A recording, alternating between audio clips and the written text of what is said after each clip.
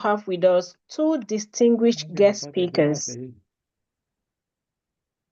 Our technical team, please kindly just mute those who are just getting in, please.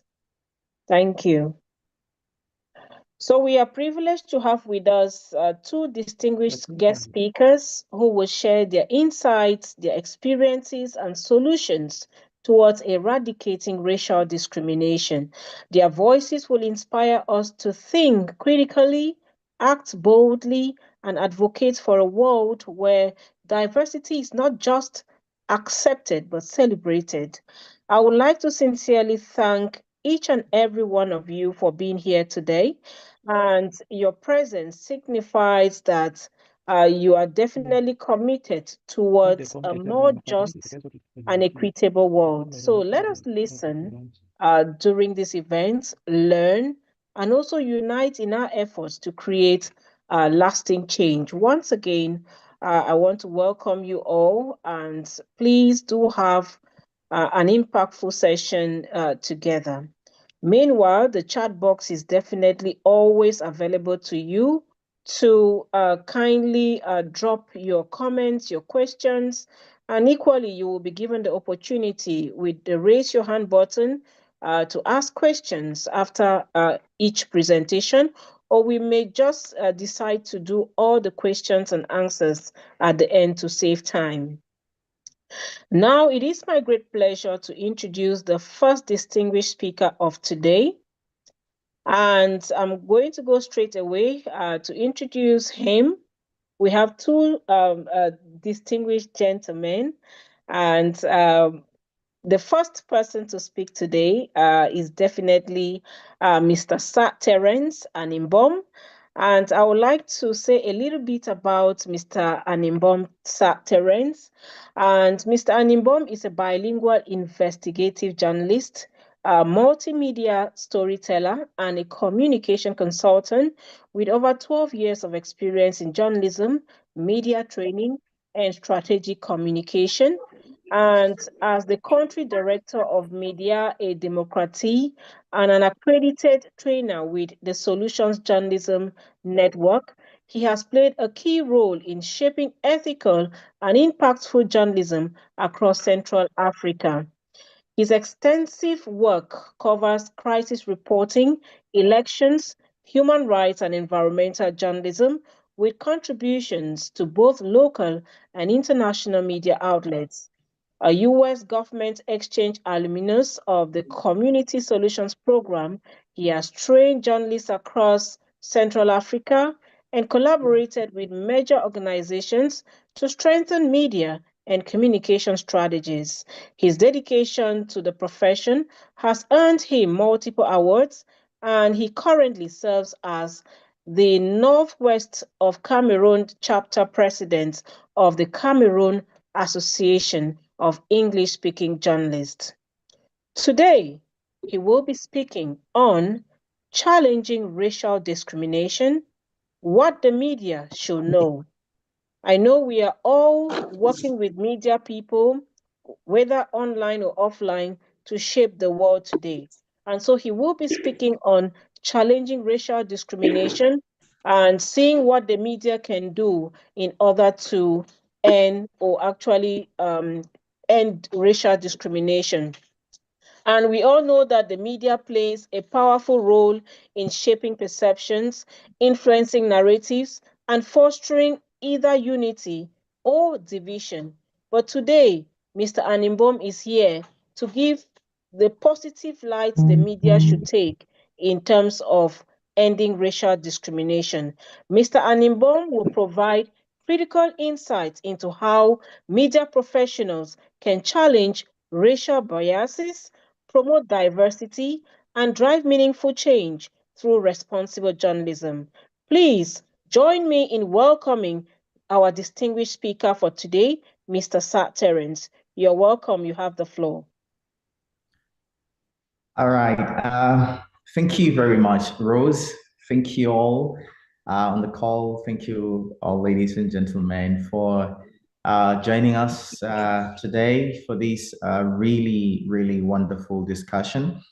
Rose, you did a great job introducing me there. And I think that I feel more than elated to be on this wonderful exchange with us all.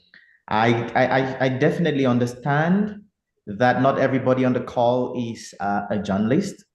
And so the first thing I want to raise is that um, this is not just about journalism. It's about every action that every community leader takes out there to create an impact in the community.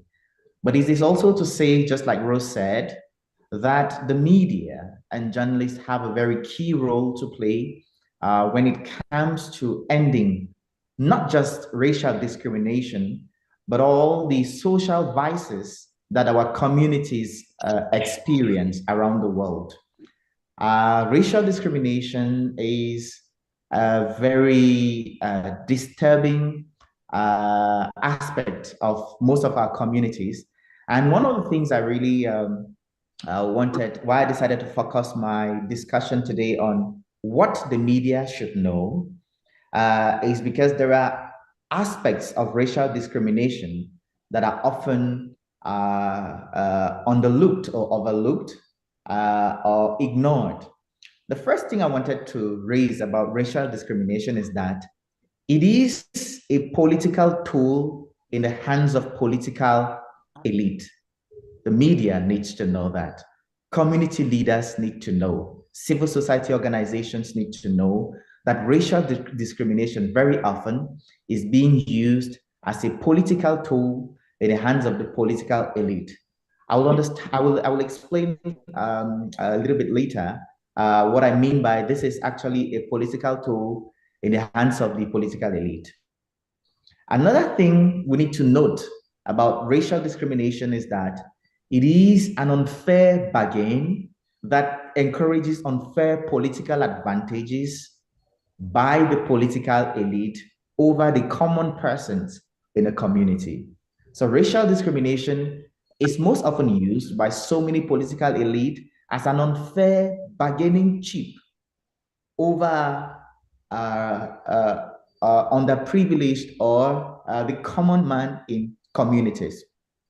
And the other thing I wanted to raise as one of the key things that the media, civil society organizations, and community leaders should know about racial discrimination, it is that it is also part of a political propaganda and agenda setting tool. Now, I will try to explain a little bit the three aspects that I just raised before I go on to what we need to do in order to end racial discrimination. Now, I will give very practical examples. For instance, Cameroon this year, 2025, is preparing for an electoral, I mean, it's an electoral year in Cameroon. It's a very keen year. And I might want to give a little bit of a context of Cameroon to those of us who are on the call. Cameroon has, at the moment, the longest serving president. I think the longest serving president in the world. He's been in power for close to 43 years, President Paul Biya, and he's been elected several times into power. And one of the most tools, one of the common tools that the Biya regime has used over the years to continue to maintain a particular class of elite in power has been racial discrimination. Uh, During the last presidential elections in 2018 that held here in Cameroon, there are people who were on TV to say that un Bami, that they said it in French, un Bami ne sera jamais président du Cameroun. And this means a Bami, which is a tribe, the Bamileke tribe in Cameroon, as a key political figure goes on TV to say a Bamileke person will never be president of Cameroon. And this is the Bamileke tribe in Cameroon happens to be the business elite tribe, the tribe that dominates in business. They are the top business elites of the country, which means that they have the financial resources to fund every political action, to fund so many developmental activities in Cameroon. So there are those people that are very powerful when it comes to the economy of Cameroon. And the political elite of Cameroon happens to be dominated more by uh, the um, the Bulu, and this is from the Yaoundé tribe that's towards the south of Cameroon. And because of the influence of racial discrimination, politicians are very comfortable allowing such hate speech, such discriminatory language to be used against political actors in the country. And we also have the Social Democratic Front Party in Cameroon, which until 2018 was the most powerful political party in Cameroon, because this is actually the party that fought for the institution of multi-partyism in Cameroon. And this party, until 2018, had been so powerful that they had gone to all presidential elections in Cameroon and had always emerged second. But at some point, it was termed Parti des Anglophones, was called an Anglophone party. A little bit of the context I also want to give about Cameroon is that Cameroon is a bilingual country with the minority of Cameroon speaking English and the majority, 80% of the country speaking French. The majority, 80% of the territory of the country too is also French speaking. And so you can imagine when the political elite go out to tag a political party that has succeeded to come out second. In fact, that even claims to have won the 1992 presidential elections in Cameroon that were cheated, and they say this is an Anglophone party. So these are some of those discriminatory languages that are used in the political landscape in Cameroon that victimizes or sets a certain elite, a certain class of people, of Cameroonians, as the minority, as those that are looked up, that are minimized. And so that was just to paint a little bit of the picture about the political landscape in Cameroon, and to see that the politicians in Cameroon, they really enjoy using this, because we have in Cameroon now what we call the National Commission for the Promotion of Bilingualism and Multiculturalism, that has a document spelling out what hate speech is, what xenophobia is, what racial discrimination is, and what are supposed to be the sanctions for persons that propagate hate speech, xenophobia, and any form of racial discriminatory utterances. But we have a serious problem when it comes to enforcing the laws that guide this commission to function. As we speak, we can barely cite the number of Cameroonians that have been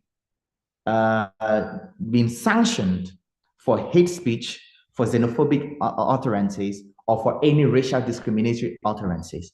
And this is because the judiciary is controlled by the executive that enjoys all the powers, all the political prerogatives, and sanctioning political elite that speak in favor of the regime will be shooting themselves on the leg.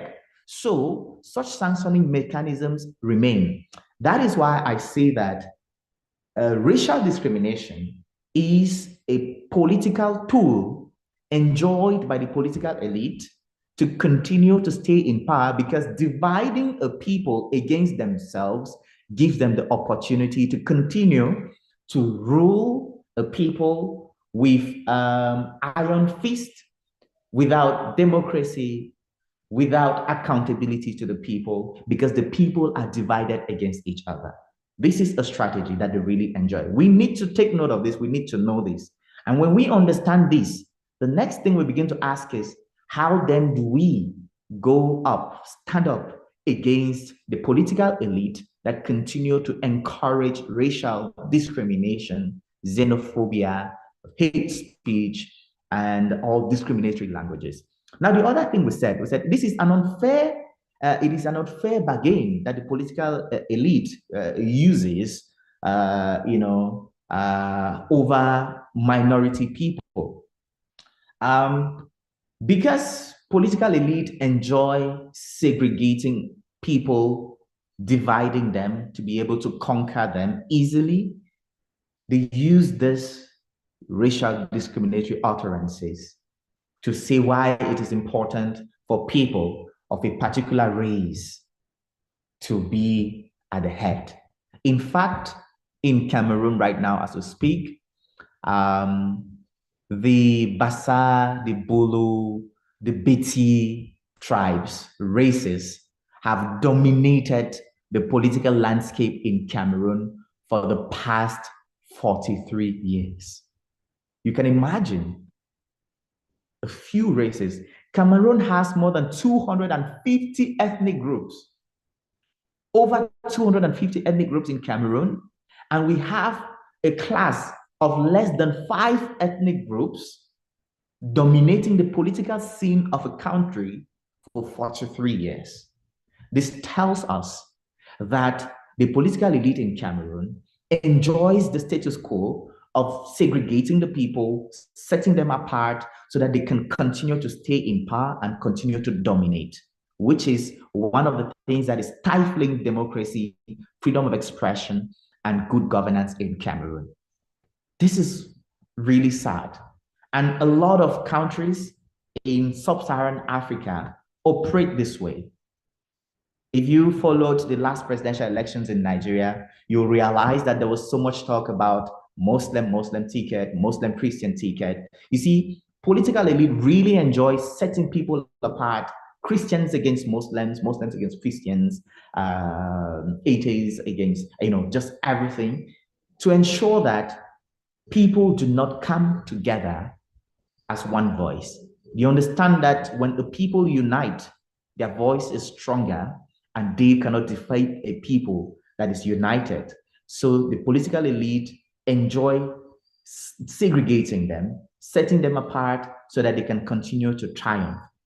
But like we said, it is also a part of a political propaganda. And I wanted to end with the fact that this is a part of a political propaganda to go into what the media really has as a role in such a scenario. Now, in several instances in Cameroon, I would like to really continue to talk about Cameroon a lot because within the last 9 years, the northwest and southwest regions of Cameroon, that is the two English-speaking regions of Cameroon, which is the minority part of Cameroon, has been witnessing a socio-political conflict that has led to the death of over 6,000 to 7,000 Cameroonians. It has led to the internal displacement of over 800,000 Cameroonians. And it has led also to about 60 to 70,000 refugees in Nigeria fleeing the armed conflict in Anglophone Cameroon. And racial discrimination has had a key role in amplifying this crisis. We had at some point when some very influential persons in the country went on TV to say all the Anglophones in Cameroon should be killed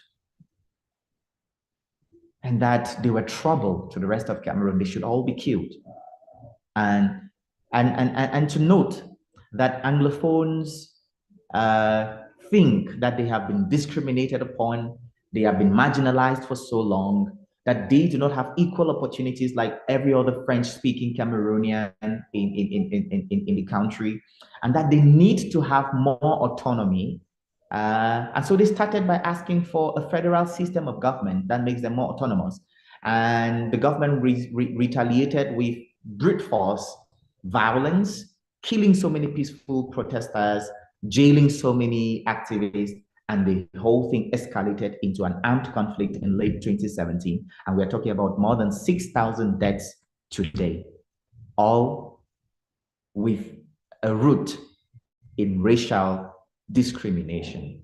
And in the course of this conflict, the political elite, for wanting to continue to have reason to justify their actions, has used the media as a tool to channel and propagate their political propaganda. And that is where the big problem comes in.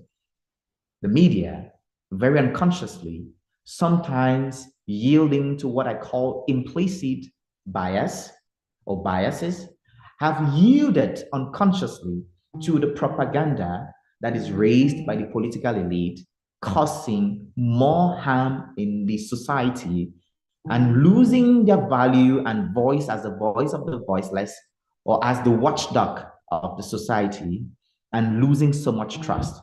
And this is where I come in to talk about the things that the media really needs to take note of. When when we talk about propaganda, that is what I call the propaganda trap. The propaganda trap is a system, a well-calculated system that political elite use to lure the media into propagating false narratives around the issues surrounding the country. And very often the media falls into this trap unconsciously. And so the media needs to be very conscious of the propaganda trap. How do they get conscious of the propaganda trap? We must continue at every moment to question what is the interest of this particular politician speaking? What is their motivation? Why are they speaking? Why are they saying these things they are saying? What do they stand to gain? It is important that we question this. And when we question all these things, we also get to understand that the journalist is not the judge between right and wrong.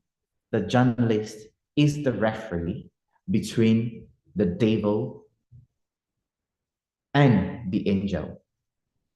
This is a personal quote that I came out with in 2024. And this was after deep reflection about the role of the journalist. And I repeated, the journalist is not the judge between right and wrong. He is a referee between the devil and the angel, which means that in every case, the journalist or the media must make sure that they are giving every member of a society a fair opportunity to be heard, a fair advantage to be listened to, that they are not propagating the narratives of a certain class of people in the society over the interest of another. And that is where our principles of neutrality, fairness, balance, and every other value that journalism represents comes into play. I wanted to end with that, Rose, and to say that I am open for more questions, and of course to give other people the room to speak. And I'm here ready to take questions and to throw more light on every other concern that may be raised. Thank you very much, Rose. Wow, thank you so very much, Mr. Terence. Please, can we give him some applauses, some flowers in the chat room for the succinct presentation? Thank you, Mr. Terence. And this is for your insightful and thought-provoking presentation. And you have not only contextualized this event with the ongoing challenges in Cameroon's Anglophone crisis, but you have also emphasized the pivotal role the media can play in addressing and ending racial discrimination together with all of us in the civil society. So your focus on how the media can work alongside us in advocating for justice and equality is truly inspiring. Thank you so very much. And you've given us all a lot to reflect on in terms of how we can be able to utilize media platforms to challenge biases, promote inclusivity, and contribute to the fight against racial discrimination. We are truly grateful for your succinct presentation and the depth of your knowledge that you've shared with us today. And we hope to have you back during our feedback session on this event. And where we can, we will continue to engage with your valuable perspectives that you've presented to us today. So once again, thank you, Mr. Animbom, for your time and contribution. So please, I want to see all the flowers and the love shown to our distinguished first speaker for today. And remember that he is actually a communication strategist, and he's also the president of a prominent media organization in Cameroon. So he speaks from experience. So thank you. Do not forget to actually drop so much about your feedback in the chat room. Mr. Terence would definitely follow all your feedback and actually respond, or maybe feel that, because sometimes when we dish out something, we also want to be told how it went. Thank you, Mr. Terence. We are really grateful. So without much ado, we are going to actually proceed to the next speaker. And it is my great pleasure to welcome and introduce Mr. Daniel Osei Tufo. And I'll go straight away to say a little bit about this dynamic gentleman. And Mr. Daniel Osetufo is the founder and executive chairperson of the Young African Women Congress Network and the Excellence Leadership Group, EXLA Group, and the head office is based in Ghana. As leader of the two organizations, he bears the vision and is credited as the chief executive, directing and shaping the agenda of major programs and projects for the organization's growth and development, while exercising oversight responsibility for all the activities within the various national chapters of the Young African Women Congress Network. He also acts as the face of the organization by advocating for its position on the various national and global issues and resolve for the empowerment of women and progressive Pan-Africanism, which thrives on good leadership. Daniel Osetufo is recognized as an astute social entrepreneur on the African soil. He founded the Excellence Leadership Group, EXLA Group, one of Africa's leading organizational and advocacy non-governmental organizations, in January 2011, where he was a third-year student at the University of Ghana, Legon, and which later gave birth to the Young African Women Congress Network. As a serial entrepreneur, Daniel has established a number of companies in Ghana, including Sita Health Scientific Clinic Limited, a legacy started by his late brother, but by the dint of hard work, he's revived it and has moved it to the next level, a gap farm, an agribusiness venture with a focus on livestock, poultry, and crop production, Dot Transport and Logistics, a transportation and logistics management company. This is just a little bit about Mr. Daniel Osetufo. And let me take you to what he will be talking to us today on. And today he will be addressing an important issue, and it is on racial discrimination in the workplace, and why workplaces should be spaces of equal opportunity. Many individuals still face barriers due to their race and ethnicity. Thank you, technical team. Due to their race and ethnicity, and from hiring biases to unequal pay and workplace microaggressions, racial discrimination continues to impact career growth and professional well-being. So with Mr. Daniel's extensive experience and commitment to fairness, he will explore the realities of workplace discrimination and share strategies for creating a more inclusive and equitable professional environment. So please join me in welcoming Mr. Daniel Osetufo. The floor is yours, sir. Thank you very much, Rose, for giving me this opportunity. Thank you very much for also inviting me to be on this call. I want to commend the Global Peace Let's Talk Association for all the wonderful work you are doing. Peace is inevitable. All that we are doing, without peace, we will not be able to get anywhere. And discrimination of any form, including racial, of which we are discussing today, is a hindrance to our growth and development. So when we highlight such a topic, it is very important, and it's, I mean, very welcoming, and I'm very, very happy this fall.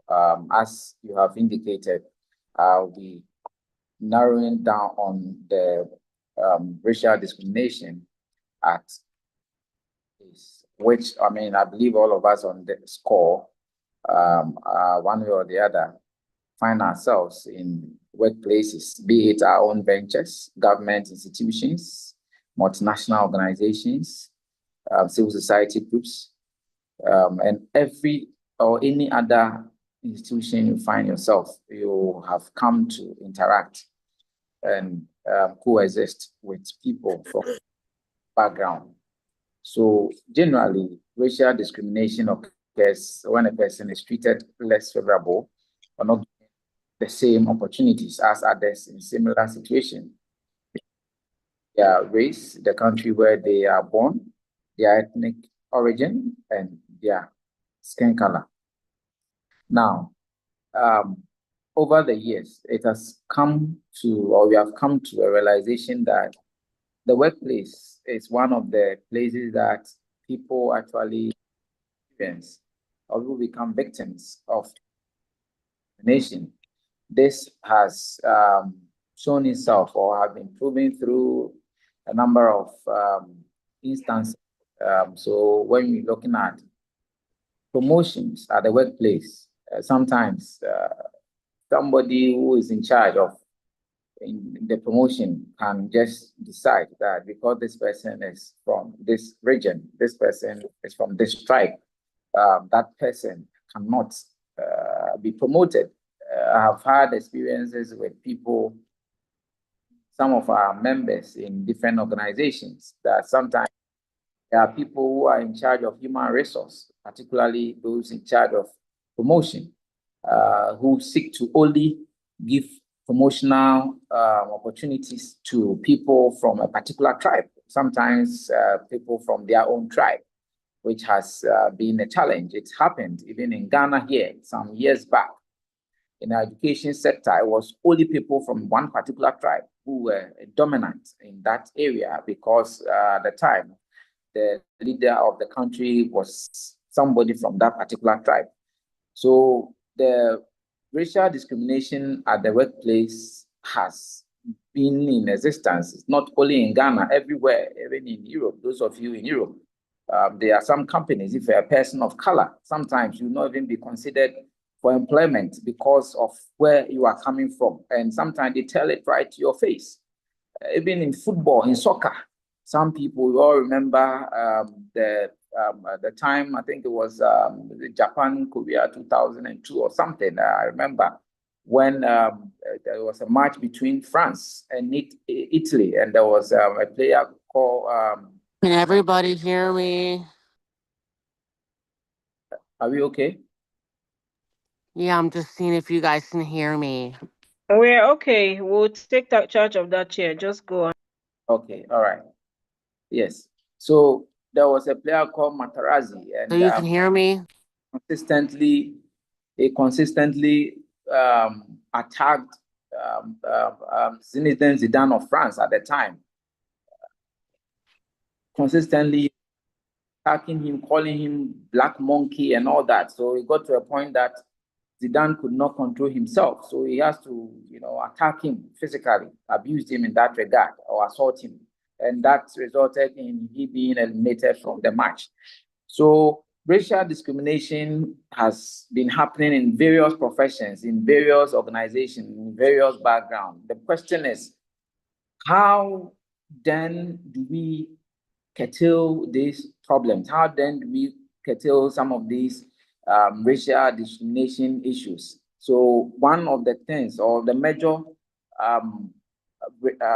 source of more or less preventing it, is to have some form of laws. So you look at the Racial Discrimination Act, which will make it unlawful to discriminate against persons because of their race, their color, their descent, that is where they are coming from, their national origin, ethnic origin, and immigration status.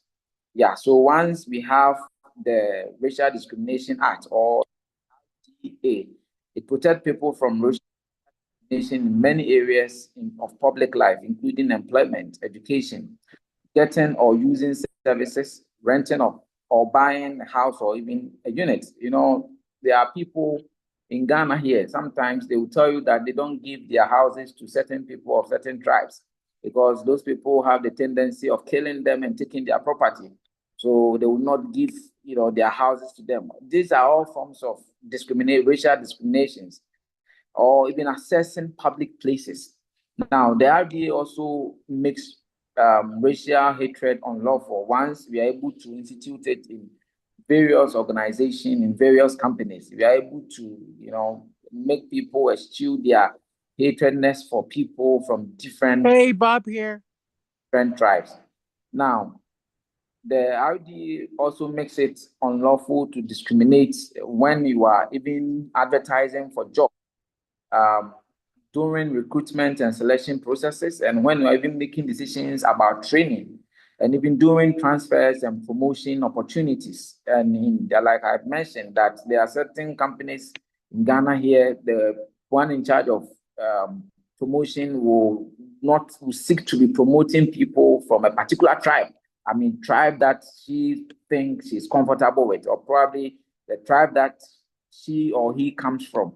So once you're able to put in a very efficient Racial Discrimination Act, which will in turn become a law, it will be it will prevent carrying out such discriminatory attitude of doing transfers and promotion, and even in terms of conditions and termination of employment, because based on your race, your appointment may be terminated unduly because of where you are coming from. Now, we may want to look at some examples of racial discrimination in employment, and that it includes insisting that all employees speak a particular language. There are some companies, they'll tell you that if you don't speak English, you cannot be here. And even during breaks, you have to speak a language. Yes, I know that various countries have a formal language or an official language, but when it comes to work, people are interacting among themselves. They are not doing presentation. They are just, interacting with their colleagues. I believe that people from different ethnic groups can decide to speak a particular language that they are comfortable with. But sometimes some of the companies institute such measures, and these are all examples of racial discrimination. Another example is not employing someone from a particular racial group because those people are unreliable, in quotes. They will say that these guys, they are not reliable, so we will not employ people from that particular tribe. And that is a racial discrimination. Also, not employing or promoting someone because of assumptions they couldn't fit in with their colleagues. That is racial discrimination. Apart from the competencies, which through interview you are able to determine whether this person has the right knowledge, the right tools for the job. Nobody should be prevented from a particular employment because of where the person comes from, and they put it in quote, the person does not fit in. And also unfair treatment in the course of work on the basis of race, such as subjecting employees to negative comments about their race. Sometimes people pick on people's tribes and all that, these people, you are this. I mean, in Ghana, my tribe, they tell us that we brag. We brag. Even that one is a bit charitable, but sometimes some of the tribes, people even use their pronunciations against them. Sometimes the way they even speak English, people try to, use their accent to discriminate against them. These things may pass as jokes, but they have dire consequences on employees. So these are all examples of racial discrimination. Now, when we have the Racial Discrimination Act, it also protects people from being treated unfairly because of their association with a person of a particular race, color, or national or ethnic origin. Sometimes it may not even be you, but the fact that you are associating with of a particular tribe, in quote, that the tribe is not accepted at the workplace, in quote, you are treated unfairly because you are not to mingle with such people in the Bible, in the Bible days, they said that the Jews were not supposed to mingle with the Gentiles, so to speak. So when you are able to put a proper RDA in place, it is able to prevent people from, going through such unfair treatment because of the association with people who are perceived not to be accepted in that setup. Now, all types of employers and employment relations are covered under the Racial Discrimination Act, if we are able to put it there. So it includes works even in the Commonwealth government employees, the state government employees, private sector employees, full-time, part-time, casual employees, contract workers, and even commission agents, as well as apprentices, trainees, and those on probation. So when we are able to put in these laws, when you're able to put in an effective Discrimination Act, it covers it's supposed to, or it covers across all forms. An act from the government, from Parliament, in the various jurisdictions. So it is important that if we want to curb racial discrimination in our world, especially those of us in Africa, we will have to be very conscious about putting these things in our laws. Sometimes in Ghana, when we have these multinationals or experts, companies in our country, sometimes I remember there was a case where a Lebanese company, a restaurant, they were working with some black people. The person went to take something small, to tin tomato or something. They pour pepper in the eyes of the person because of their race. Meanwhile, in Ghana, in our own country, so when these laws are not in place, even when people from different countries come to set up companies in our jurisdiction, they tend to abuse our people. Because whether I like it or not, racial discrimination breeds abuse. So it is important that we are able to put these racial discrimination acts or laws in place so that, and not just put the laws in place, people must be educated. They have to know that we do not have to do this and that and that, and these are the punitive measures if you decide to go contrary to the law. It also covers recruitment processes organized through labor hire companies and recruitment and employment agencies as well. Now, sometimes one other group that we discriminate against in the workplace are customers. Sometimes people don't pay attention to it. But because, the customers, they are not there, they come and go. They come and take whatever service and they go. So we do not pay attention to them. But it is happening at the banking, at the insurance companies, and sometimes you go to a teller because of your tribe or where you are coming from, the fact that you are not even able to speak that dominant language in that area very well, they tend to mistreat you. And when they see people that they can speak a common language, they treat them differently. And sometimes services provided by government department, because you are not from this particular tribe, when you need certain service, they don't give to you.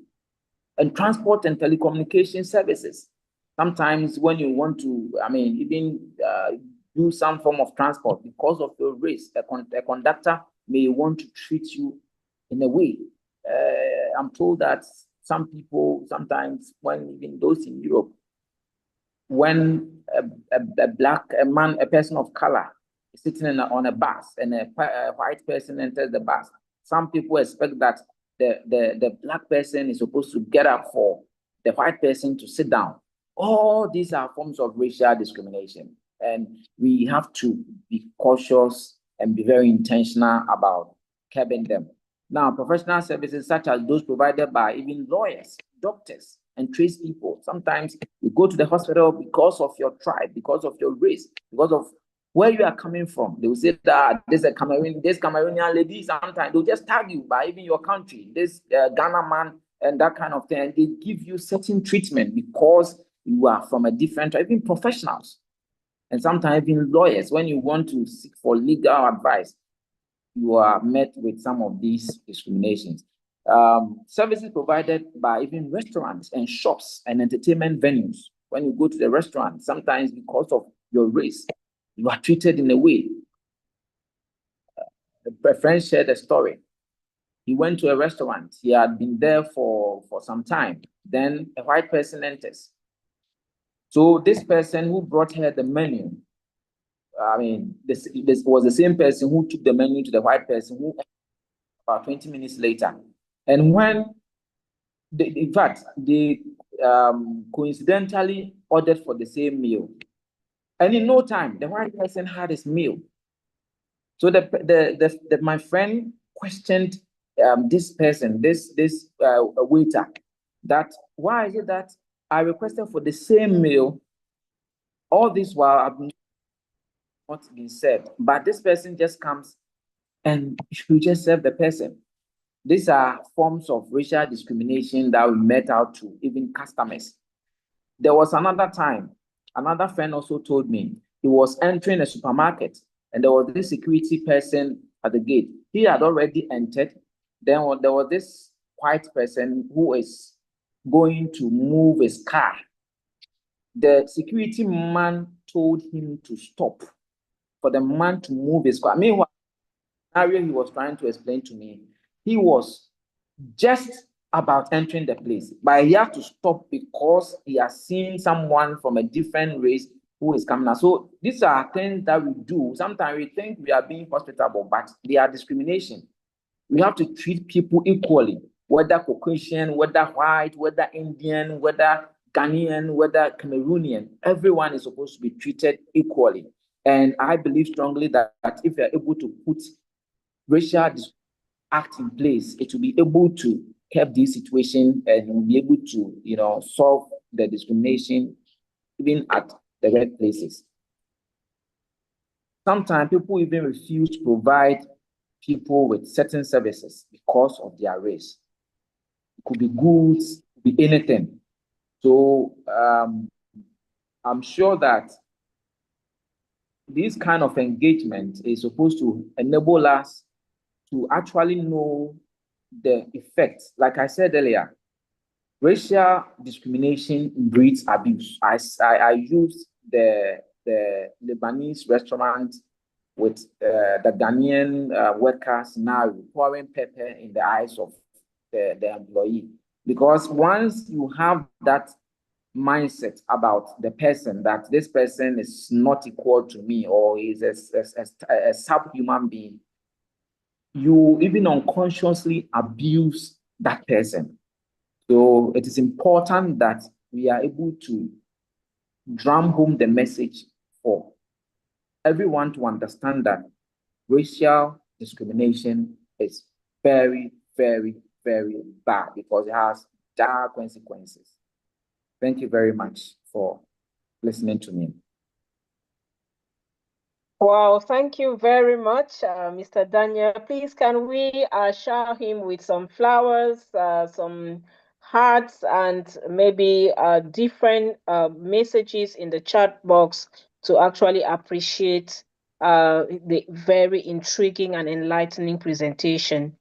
Mr. Daniel, you've done an exceptional job in highlighting the various forms of racial discrimination that persist in the workplace and even in other spheres, from hiring, biases to unequal pay, and microaggressions.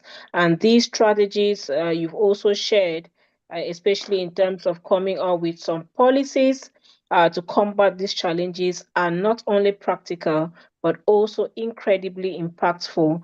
And so your call for a more inclusive policies, fostering mentorship opportunities, and raising awareness are crucial steps to ensuring that the workplace becomes a space where everyone, regardless of their race or ethnicity, has the opportunity to thrive. So we truly appreciate the depth and clarity with which you address such issue, and your insights are undoubtedly inspire everyone, I think.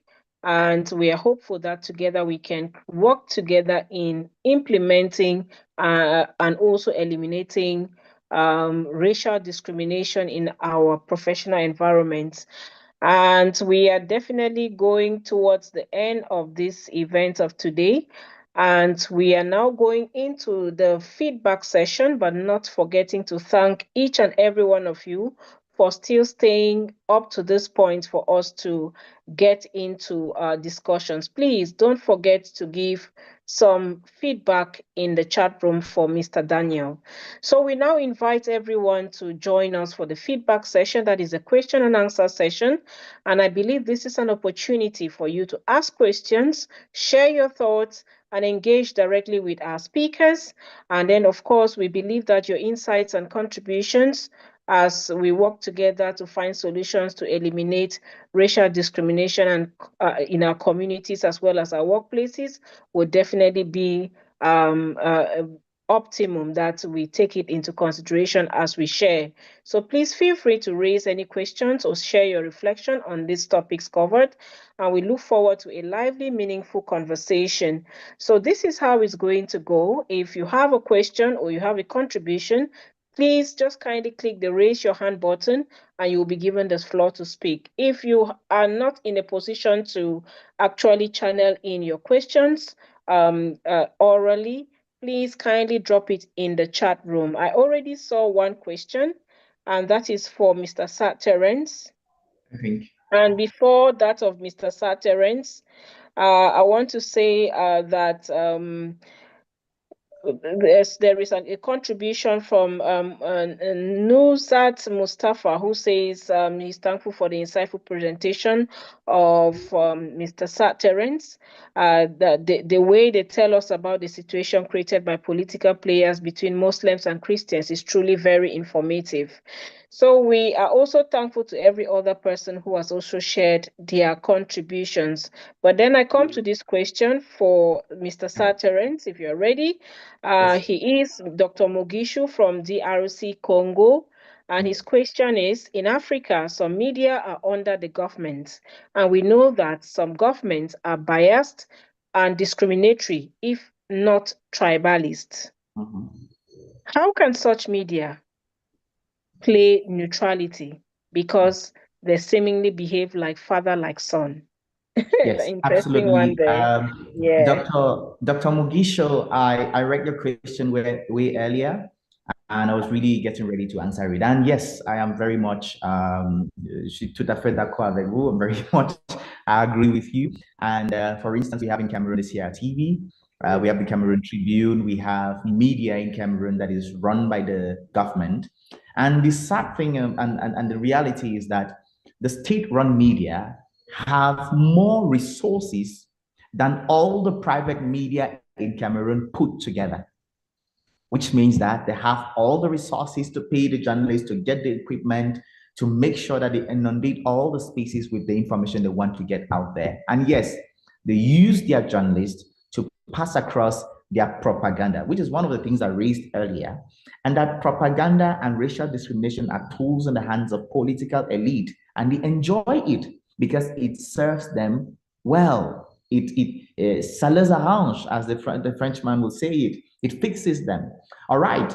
One of the ways we have been encouraging journalists, especially those with the state media, to go about this is collaboration. And I'm happy that we have such a platform where we have persons from the civil society, we have journalists amongst us, we have teachers, we have just all sorts of persons in this call, which means that there are areas that we must look at possible collaboration. In Cameroon, there are stories that we understand cannot be told by the state broadcaster CRTV, which can be told by the private media. We have some really daring private media in Cameroon that can tell these stories. But also, one of the ways that working with the state media can allow you to tell a story and still stay neutral is on doing what I call focusing on the facts and the situations and not on the actors. Our question is not whether it was minister this or it was president this that did this. We are looking at, let us look at the impact. For instance, there is an issue of racial discrimination, hate speech, xenophobic utterances that are used on a person, or there is a discrimination that is reigning within a state corporation. Employment targets people from a particular tribe. What can we do? You can decide to do a story that does not attack the director of such a state institution, that does not attack whoever is at the head of such an institution, that looks at the facts.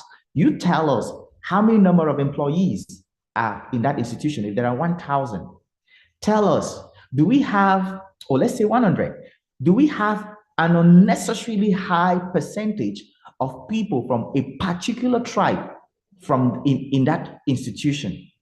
Tell us if there are. Now tell us, what are people within that institution saying? What are they thinking? You talk to them. So what do? As the media, you want to focus on the facts, on the situations on the ground, on the realities. Forget about the actors, because once we start focusing on the actors, we lose track. We find ourselves being more of, we are more of attacking them instead of presenting just the facts. It is in presenting the facts balanced fairly as they are that we can maintain a certain sense of neutrality. I will share an example from a recent report that was done by a CRTV journalist in Cameroon that actually highlighted all the atrocities that had been committed by armed groups in Cameroon. But I would say something, though this particular report failed short of presenting the other atrocities that were committed by military experts, this particular report actually showed the situation of people whose houses had been burnt, whose limbs had been cut off, whose wives had been raped, whose husbands had been killed in their fronts, whose children had been shot dead before them, but presented it in a way that presented more of a humanitarian approach, a humanitarian angle, and let people saw more of the facts, listened to the testimonies of the people, and it was quite professional.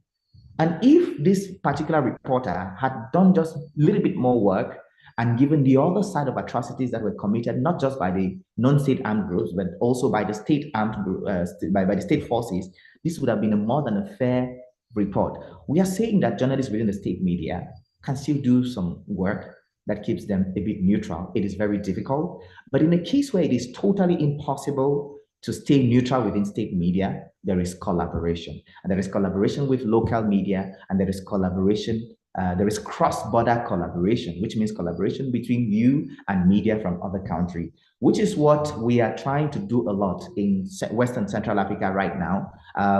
Media Democracy, my organization, where I'm country director in Cameroon, works in about 12 African countries. And we have realized that for investigative journalism to thrive in Africa, we must bring in coordinated multi-stakeholder engagement in carrying out investigative reporting in a way that keeps the journalists safe. The essence of us telling stories as journalists is not necessarily because we want to be celebrated. It is because we want to create an impact in the society. It is because we want to expose the wrongdoings, because we want to shed light on the things that are happening wrong in the society, but also to shed light on the good things that are happening in the society. So if we realize that telling a story from a particular media, which is state media, cages us and keeps our lives at risk, we can tell that story in another media elsewhere, not necessarily within the countries where we serve. So those are some of the ways that the media can use Dr. Mugisho to play around the issues of repressiveness by repressive regimes and all of that. I hope I did try to answer your question, Doctor. Thank you. Yeah. Thank you very much. Thank you very much, Mr. Terence. We'll come back to you. Just take some 2 minutes break while I move over to Mr. Daniel so that at least you can catch your breath. I'll come back to you. There's still another question for you. Let me go to Mr. Daniel, and this question is posed by Gladys Messi. Welcome, sister, to the forum. Sometimes there are laws, and those are supposed, and those who are supposed to apply them are still the same people practicing the discrimination. What can you say about this, Mr. Daniel? All right. So it depends on the kind of organization you find yourself. If your organization has the right structures, there are ways in which people who are supposed to be the gatekeepers, but they are doing otherwise, can be reported. Some organizations even have suggestion boxes or places where you can anonymously, put down your grievances, where the team that are supposed to respond to it will conduct their investigations, even without not even mentioning your name. And for some companies to, you have the right to report such people to units that they have put in charge to take care of such situation. Because if the gatekeepers are doing otherwise, then there is a problem. So if it's a structured organization, a well-structured one, with these measures in place, it becomes very, very good. Otherwise, you will just have to, because racial discrimination, like I said, breeds abuse. So if it's allowed to go on for a long time, it can even kill people's self-esteem, people's morale, and what have you. So you have to deal with the situation. And even times that the people who are supposed to, if there's structures that I've mentioned earlier are not available, you can walk up to the chief executive officer or the powers that be and report such actions to them. If it gets to the situation whereby the Oga at the top is the one who is perpetuating such act, then such an environment is a toxic one. Because let's say you are working for someone who has created this business and is the one doing these things, then it's a toxic environment and you have to find somewhere to go. Otherwise, if it's a structured organization, like I mentioned, there are other ways in which you can even report even the CEO for the board, the board to even get to know. That is why, and even some of the companies too, they have unions. Like when you are working with the state organizations, the state companies, the workers have their unions and all that. So, depending on where you find yourself, there are structures where you can address some of these things and the unions can just take it up. The workers' union can just take it up and deal with it. So that is all I can say about this question. Thank you so very much. What an apt response there. And I can add to just to buttress the point, in my organization here in the UK, we have a department called Freedom to Speak. Sometimes they give you the platform to speak, report any issue anonymously, and that is taken seriously. So I just want to support your point, Mr. Daniel, that there are such units that exist in some organizations where when even the person at the top commits certain errors, you have that freedom to speak unit to report it anonymously, and at least you will be safe in terms of keeping your position and also avoiding friction between you and maybe your seniors or your boss. Now, please, as we go to the next question, where I'm going to bring back Mr. Sir Terence, I see some persons who have some various commitments. Please, can we just activate our cameras? Kindly just activate your camera as I take on the next question, so that our technical team can be able to have all of us immortalize this event of today. Please kindly activate your cameras for us to have some memorable pictures of today. It's been a big pleasure having people from different walks of life, from different countries, coming to share their experiences and coming to learn something from learned minds like our guest speakers of today and those who are also asking pertinent questions. Please kindly activate your camera as we buy some time by going to the next question. We have just about 5 minutes to round off, and that will be it. So the next question, which can be around one of the last, is going to Sir Terence, and is coming from Charles. Hello, Charles. And his question goes thus: can the first speaker clarify the group that dominated the political leadership in Cameroon? I thought it is the Betty Bulu and Bamileke, with the Bassa and Bakweri, who feel discriminated on alongside the Anglo-speaking Cameroonians. Sir Terence. Yes, Charles, I see you have quite some knowledge about Cameroon. Yes, you're very correct. And I did mention that the Beti and the Bulu have dominated the political class in Cameroon for the past 43, close to 50 years. Yes. Now, the Bamilikis actually really feel discriminated upon. Now, let me tell you, the one of the major political activists or opposition leaders in Cameroon now is Professor Maurice Kamto, who happens to come from the West region, who is from the Bamileke tribe. Now, the Bamileke tribe in Cameroon dominates the economy.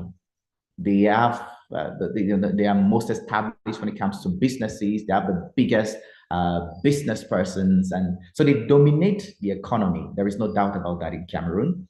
But there are forms of racial discrimination, like I started when I earlier, where some people think that the Bamilikis should never be at the helm of governance in Cameroon. And these people for so long have asked to be at the helm of governance. Just recently, the French and there was a joint commission between the French and the government of Cameroon, where they were looking at activities post, that is pre-independence, post-independence, and the role of the French government during the fights. There was there were these fights in Cameroon in the late 50s, where we had the NS-Rwandese, some of these people that are considered today as heroes, who were killed during those liberation fights. And some of them were killed by French military, and some of them were killed thanks to aid from the French government, from the Ahidjo regime. Now, the Bamilikis have continued to be treated with some reserve by the ruling elite in Cameroon, and they feel that Professor Maurice Kamto taking over will only give the Bamilikis an opportunity to revenge over what was done to the Bamilikis in the late 50s and all of that. So the Bamilikis actually feel discriminated upon, but they have a strength, which is their which is their economic strength. That's where they are. The Bakwaris and the Bakwaris are also Anglophones. The Bakwaris are from the southwest of Cameroon. You have the Grassfield people from the northwest region. So you have the entire Anglophone regions, which is the northwest and southwest, who feel discriminated upon. The northerners do not exactly feel discriminated. They feel that their brother, the late President Ahmadu Ahidjo, was unjustly killed, and that there is some sort. So people have always thought that these people would want to revenge if they had the opportunity to get at the helm of governance in Cameroon. But the actual political class that dominates and has dominated in Cameroon now for the past 43 to close to 45 years is the Beti and the Bulu, like you rightly said. The Bassa, however, play a very key role in the politics of Cameroon. They are not exactly in the key positions, but they have a lot of important roles in government that kind of cages them and does not make them want to come out outrightly and decry things openly like the Northwesterners and the Southwest people would do, like the Bamilikis would do. And then take note, Charles, if you know of the Brigade Anti-Sardina, if you know of that, it's a movement, it's an anti-Paul Biya regime, a movement that is based in Europe. They are present in France, they're present in Belgium, and mainly in Europe. And just recently, they attacked a Cameroonian minister who was visiting Belgium. They poured some flour on him, they sabotaged his event, his book launch. And so many people think that the Brigade Anti-Sardina is made up mainly of Bamileke people. This is because some of the most vocal people there are Bamilikes. And yes, they have a lot of grievances, and they really feel that it is their time to lead Cameroon, but the political elite uses racial discrimination, hate speech. The Bamilikes are some of the people in Cameroon that face the worst form of hate speech and xenophobic utterances. They face that a lot. So yes, Thank you so much, I wanted to Mr. say Sir that. Thank you. Terence. Thank you. Well responded to, and I see Charles giving some feedback to say thanks a Yeah. lot.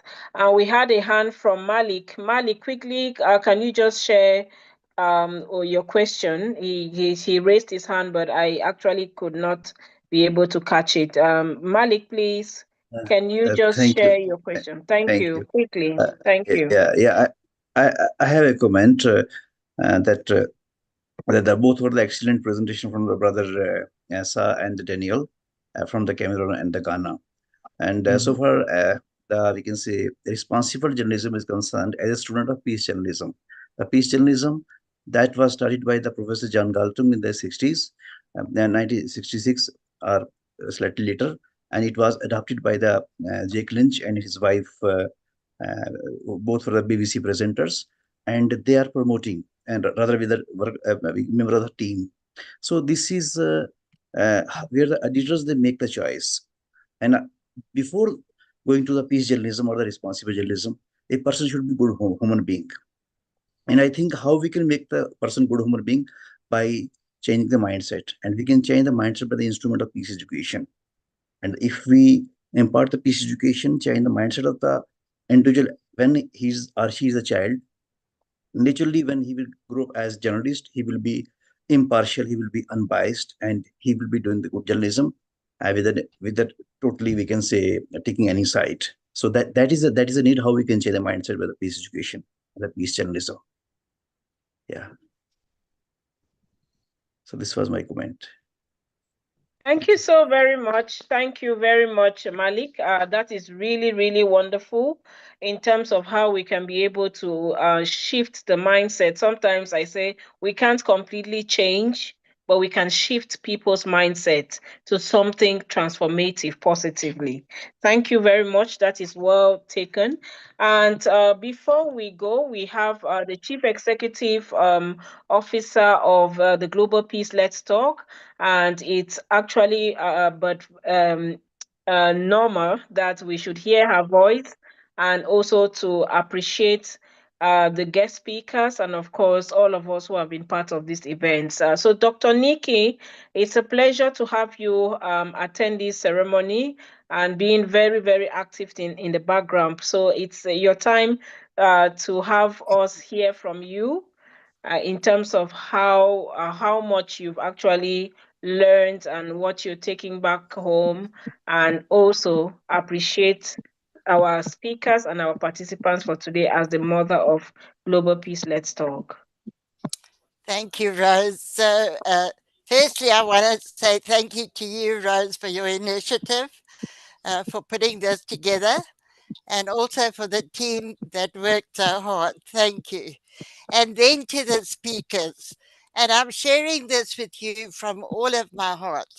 Thank you so much, because it doesn't matter what all you learn in a day. What matters is how you find people that just totally inspire you. And just because you've listened to them and what they've shared has just touched in the right place, it's given hope, it's given encouragement, it's given even courage to not give up on what direction you're going. And discrimination is a huge direction in global peace led talk. So much of the conflict in the whole world right now is owing exactly to that issue of discrimination. All these horrific wars that are going on in the DR Congo, in Palestine, in so many countries, and all of it, the core of it, the root of it is just truly discrimination. It's because one politician will only want that group of people and not the others. So you are quite right when you were sharing that politicians play a huge role in promoting and encouraging discrimination. Um, I've traveled to so many countries in Africa, and even in Africa, I have seen it. It's just so prevalent. Like And in DR Congo, for example, if you belong to that tribe, then you're not welcome. And in Rwanda, with all that trauma that happened and that's now that's going on into another direction, look at what happened there, and it was all about discrimination. So the session today was just incredibly valuable, and I'm very touched by what you shared with us, and I've learned a lot, and I've written it all down. So this is not the last time you will hear from Global Peace Led Talk. We definitely would like to see both of you back, because you are speaking from your hearts and your minds together, and it's just so genuine and real. So thank you very much, both of you. Namaste. Thank you. Thank you very much, Dr. Nikki. We really appreciate those kind words and feedback from you, and we do not take it for granted.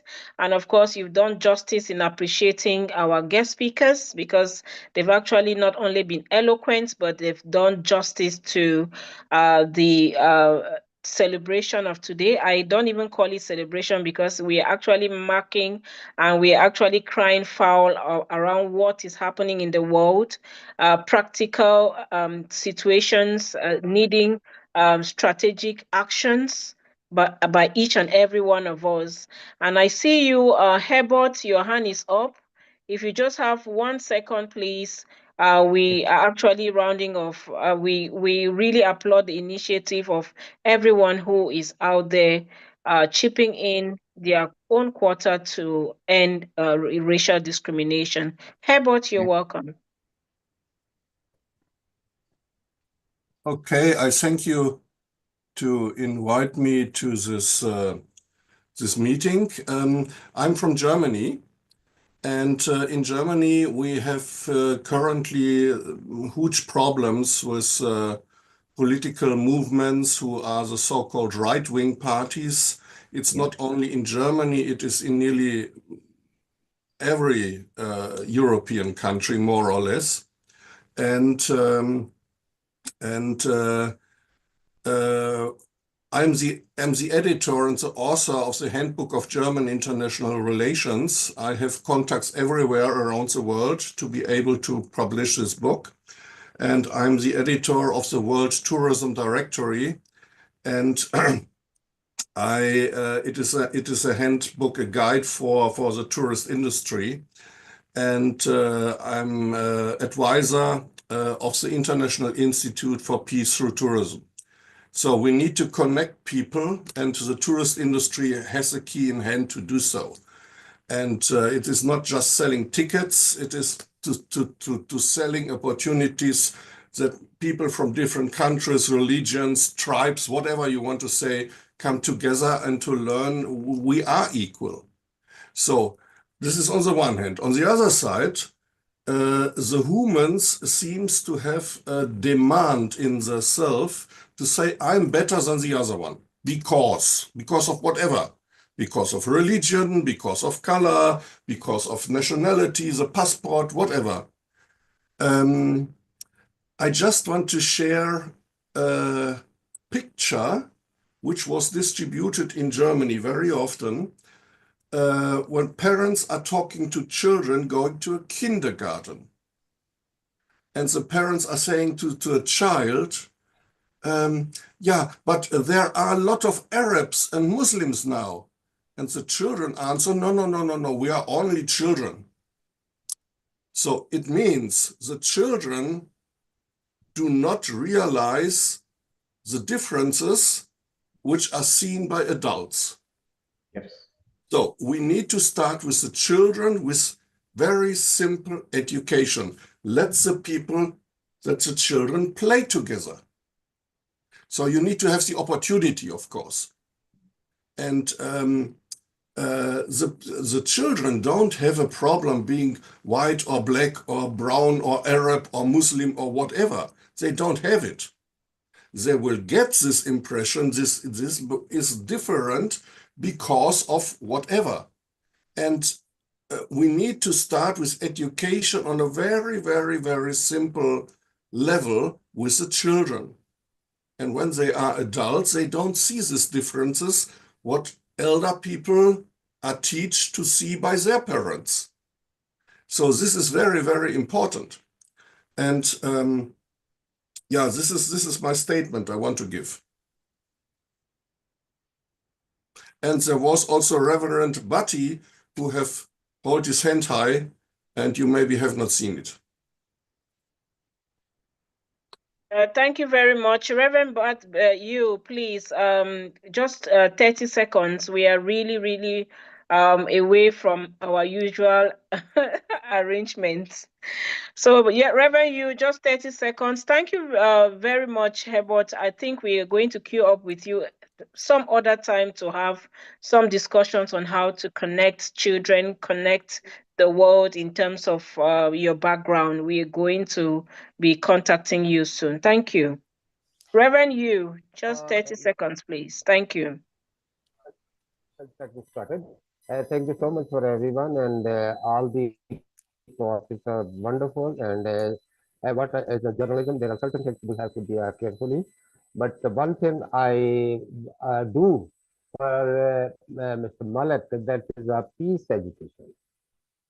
Peace education is a source where we can do many things, and that's all. And thank you so much. And 30 seconds. God bless you.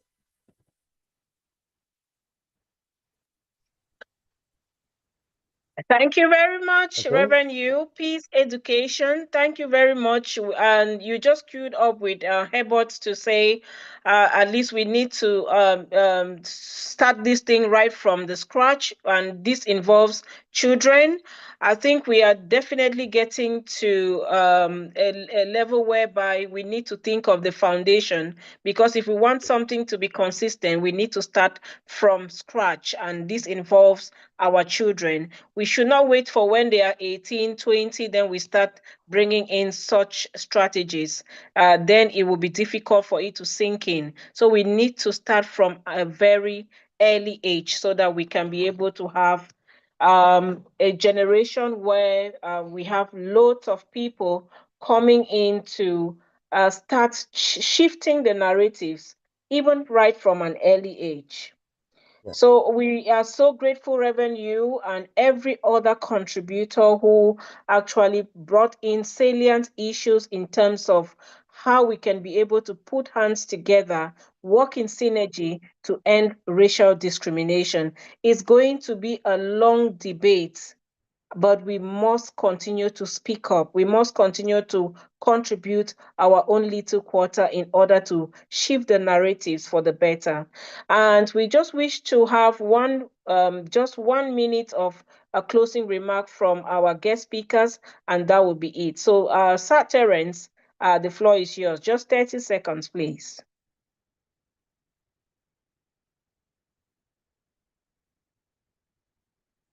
Sir Terence, if we don't have Sir Terence, can we have Mr. Oh, Daniel? I think I was mute, huh? Sorry. Oh, okay. Yeah, Just I just 30 want to say seconds. thank you, everyone. Thank you so much, Rose, for the invitation. Thank you, Global Peace. Let's talk.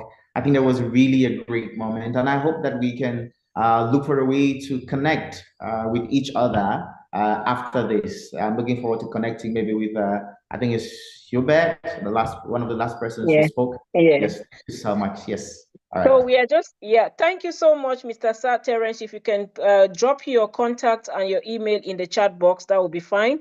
The same with Mr. Herbert. If anyone wants to be contacted, please drop your email or your contact or your WhatsApp number. We're going to link up. So Herbert, please just help us have your contact.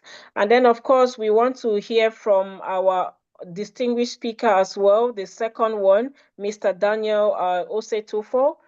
Can we hear from you just the last words? Thank you. Thank you very much, Rose. I'm very grateful to you, the Global Peace. Let's talk. I'm very, very grateful for inviting me.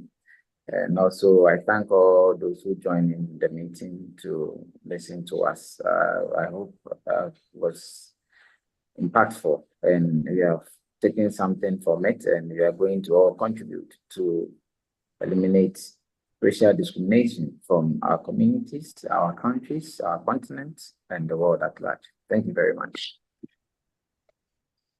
Brilliant. Thank you so very much. Please, can we give our guest speakers a special shout out in the chat room for the wonderful and excellent presentations? They've been intriguing, they've been teaching, and they've actually shared their experiences. And why not to the point that they've given us strategies that can help us to be relevant in terms of ending racial discrimination. So as we come to the close of today's event, I want to extend my deepest gratitude to our distinguished speakers, Mr. Star Terence and Mr. Daniel Usetufo, for their thought-provoking presentations. And of course, I want to say your insights and expertise have enriched our understanding of racial discrimination and empowered us to take action.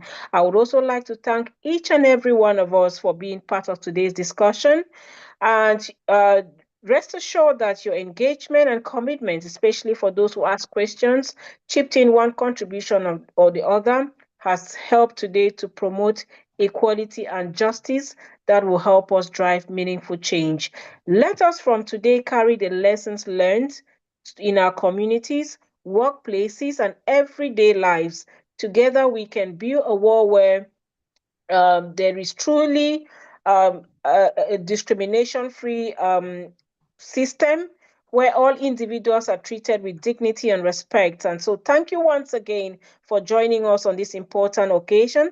Let us continue to work together to make a difference. Have a wonderful day. Have a wonderful night. Have a wonderful morning, depending on where or when you're attending this session. And please stay committed to the cause of ending racial discrimination. You can unmute your microphones and say bye-bye to each other, and also activate your cameras and say bye-bye to each other. Thank you very Bye-bye. much, everyone. We've had your email addresses. Bye, Rosie. Bye-bye. Thank you so very much. Bye-bye. Thank Bye, you. Thank Dr. you so Nikki. much. Bye, Thank you everyone. so much, Rosalind, for Thank those you. Thank you. very I'm grateful. sentimental and motivational Bye-bye. speech. I always admire you. Thank you so much. Thank you, Dr. Nick, and all our Thank speakers. you. You have Thank you, been so everyone. Thank amazing All you. right. through the day.